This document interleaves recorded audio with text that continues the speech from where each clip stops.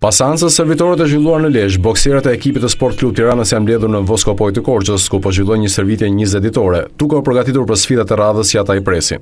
Falëmbështetjes së dhënë nga dashamirësi i këtij sporti ish donatori i ekipit të futbollit të Vllaznisë së Shkodrës, Florent Kalivopulli, i cili ka mundsuar akomodimin e tyre. Bokserët po zhvillojnë një stërvitje intensive me nga 2 seanca në ditë. Kjo fazë intensive përgatitore i paraprin startit të kampionatit evropian të boksit që do të zhvillohet në muajin tetor në Kroaci, teksa bokserët kanë pretendime për medalje.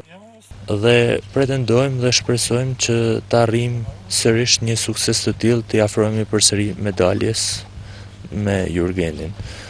Po ashtu edhe me çunat tjerë që janë të rritur, pretendojmë të dalin sa më mirë në kampionatin kombëtar dhe të fitojmë kampionatin kombëtar për të rritur.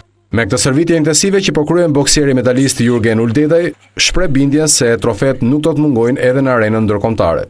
Rezultatet që u dhanë kampionatin botror ishin si rrëdhoje stërvitjes madhe që kemi bërë, po ashtu do vazhdojmë stërvitjen.